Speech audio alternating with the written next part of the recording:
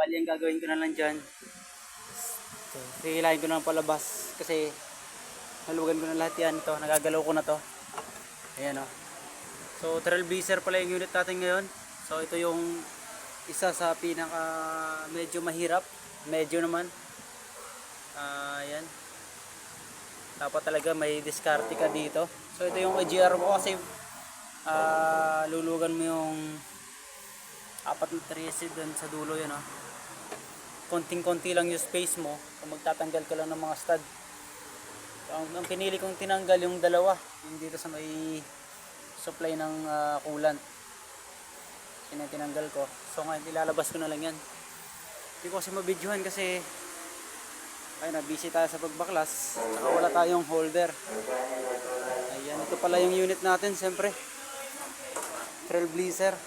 Ayan Trailblazer tayo ngayon. 2014 model. Ito lang yung ilaw natin. Ito na yung babaklasin ko na. So papakita ko sa inyo mamaya. Yung EGR, ayan, nabaklas ko na sa ibabaw. So ito na ibang parts. Ayan na ibang parts. Ayan.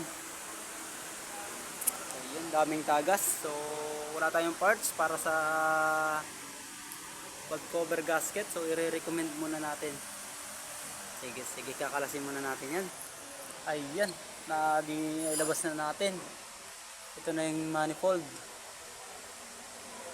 Check muna natin yung mga o-ring. Siyempre kailangan natin ingatan yan. Tatanggalin natin yung mga yan.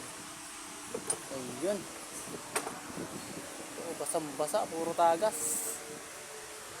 Puro tagas naman yan, no? So itong sensor na to, map sensor, lilinisan pa natin. So ito yung EGR niya. Ayan.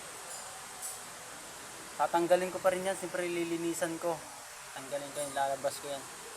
Kaya lang di ko na mabibidyohan yan kasi walang tagahawak ng ating cellphone.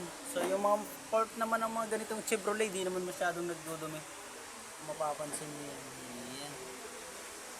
Di naman siya masyadong nagdudumi. So ito yung mga nagpapahirap sa atin, yung mga masisikip. Teka, tanggal na pala ni Bay.